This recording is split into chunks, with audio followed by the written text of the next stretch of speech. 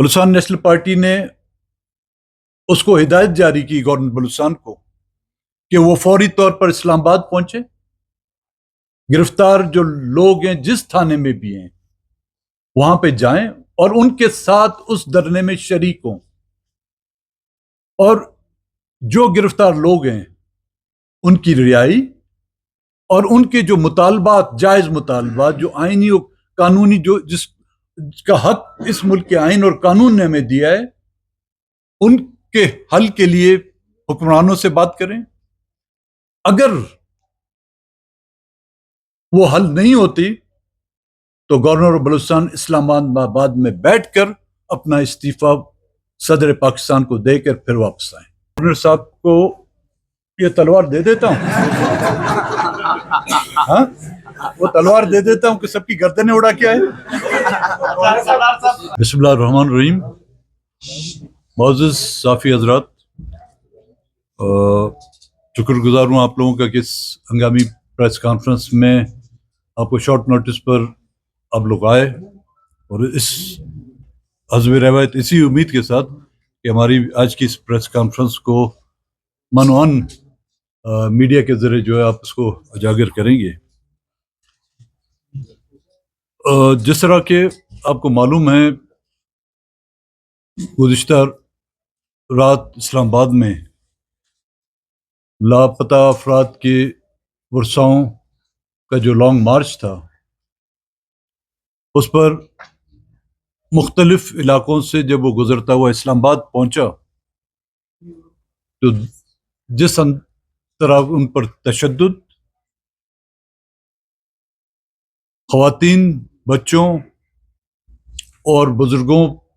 پر لاٹھی چارج اور ان کی گرفتاری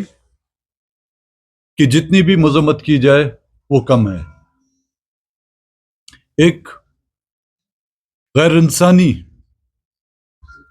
اور ایک غیر جمہوری طرز عمل نے ہماری اس بات کی تصدیق کی کہ یہ حکومت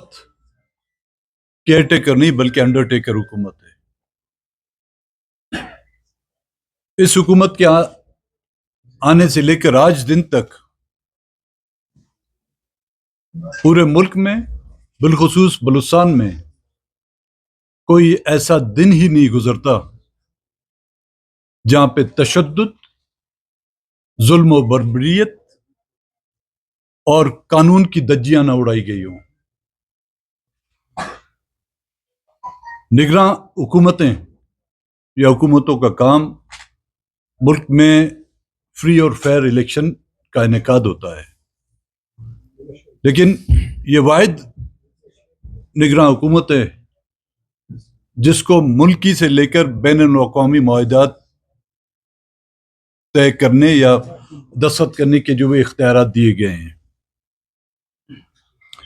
بلوچستان کا تنازع جو کئی ڈیکیڈ سے چلا آ رہا ہے، ہم نے روز اول سے اس مسئلے کو، اس کنفلکٹ کا حل پولیٹیکل ڈائلاگ اور بات چیت سے اس مسئلے کو حل کرنے کی مشورے دیے، اور اس بات پر ہم نے تمام وہ حکومتیں جن کے ہم اتحادی بھی رہے ہیں اور جن کے ہم مخالف بھی رہے ہیں، ان کو بارہا سمجھانے کی کوشش کی کہ بلوچستان کنفلکٹ کا واحد حل پولیٹیکل ڈائلاگ ہے اور جمہوری انداز میں اس مسئلے کو حل کیا جائے۔ اور میں سمجھتا ہوں مسنگ پرسنز کا مسئلہ بلوچستان کے کنفلکٹ سے علیحدہ ہم اس کو کر ہی نہیں سکتے۔ جس دن سے بلوچستان کا کنفلکٹ شروع ہوا ہے، چاہے وہ 1970 کی دہائی ہو یا جنرل مشرف کا آمرانہ دور ہو یا یہاں پر سو کالڈ ڈیموکریٹک یا جمہوری حکومتیں آئی ہوں، ان میں روز بروز مسنگ پرسن کے مسئلے میں کمی کے بجائے اضافہ ہو جاتا ہے۔ مسخ شدہ لاشیں، جبری گمشدگیاں، لگتا ہے ایسا ہے کہ یہ پاکستان کے آئین کا ایک حصہ بن گئی ہیں۔ انسانی حقوق کی پامالیاں، جبر، تشدد بلوچستان کے لوگوں اور بلوچستان کی قسمت یا مقدر بنا دیا گیا ہے۔ ہم نے مسنگ پرسنز کے مسئلے کو روز اول سے حل کرنے کی کوششیں کی، مشورے بھی دیے، چاہے وہ پلیٹ فارمز عدلیہ کا ہو، سپریم کورٹ کا ہو، چاہے سڑکوں پر احتجاج کا ہو، پارلیمنٹ، صوبائی اسمبلی ہو، قومی اسمبلی ہو، سینٹ ہو، یا کوئی کمیشن بنائے گئے ہیں، اس میں بھی ہم نے اس مسئلے کو حل کرنے کے لیے اپنی تجاویزیں بھی دی اور اپنے مطالبات بھی رکھے ہیں۔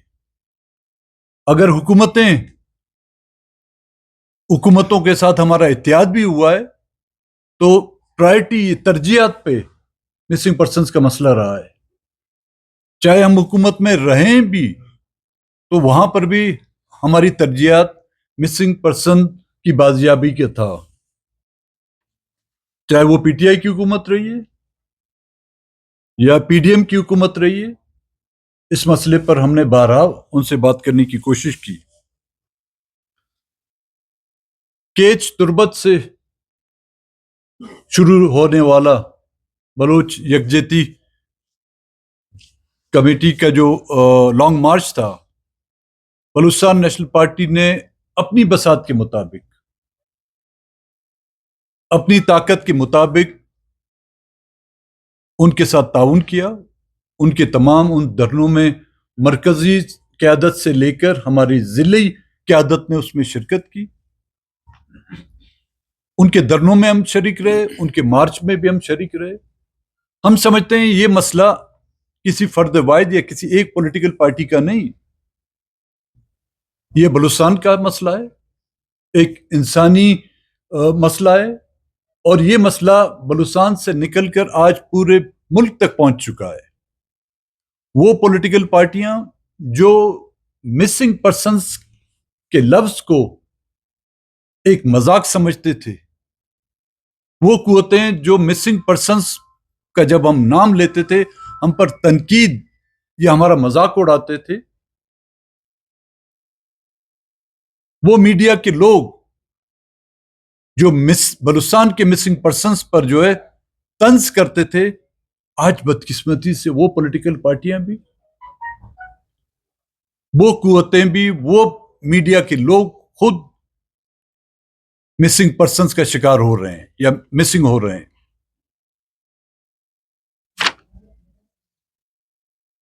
جب یہ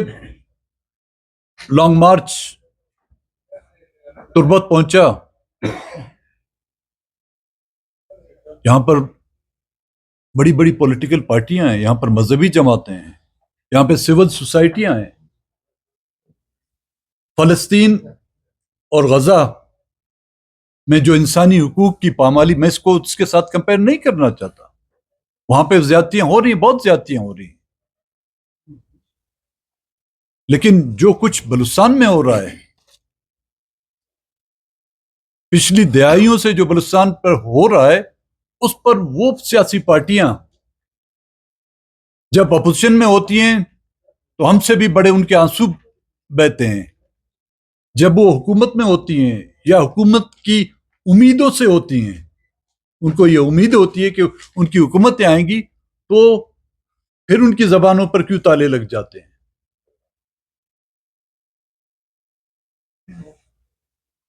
بلوچستان میں جبری گمشدگیوں کا مسئلہ، میں نے جس طرح پہلے کہا کہ ایک پولیٹیکل پارٹی کا نہیں ہے،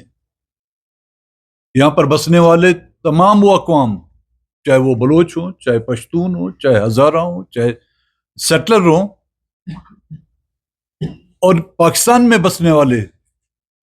یا ان تمام جو 4 صوبے ہیں، میں سمجھتا ہوں ان تمام کا مسئلہ ہے۔ یہ بنیادی انسانی حقوق کی پامالی کا مسئلہ ہے۔ جب فلسطین پر احتجاج کیا جا سکتا ہے، ان کے خلاف کوئی ایف آئی آر نہیں کرتی، لیکن بلوچستان میں رہتے ہوئے اس آئین اور اس जमहूरी अंदाज में जब हमारे पॉलिटिकल वर्कर जब एहतजाज करते हैं तो दर्जनों के हिसाब से जो है ना FIR काटी दी जाती है, दर्जनों के हिसाब से जो है ना हमारे लोगों को जो है गिरफ्तार किया जाता है, दर्जनों के हिसाब से जो है ना हमारे लोगों को थ्रेट किया जाता है कि इस मसले से अपने आप को बाहर रखें या तो फिर आपके नताइज इलेक्शन के तब्दील किए जाएंगे. तो इस मसले की नज़ाकत को समझते हुए जिस अंदाज में हमारी बच्चियों को, हमारी ख़वातीन को इस्लामाबाद की सड़कों पर घसीटा गया, उनकी बेहुरमती की गई. बलूचिस्तान नेशनल पार्टी के आज हमने हंगामी इजलास बुलाया था. हम समझते हैं ये मसला मरकज और सूबे दोनों का है. आईनी हवाले से गवर्नर बलूचिस्तान जो है वो वफाक का नुमाइंदा है. मेरी अभी भी गवर्नर से बात हुई इजलास के बाद.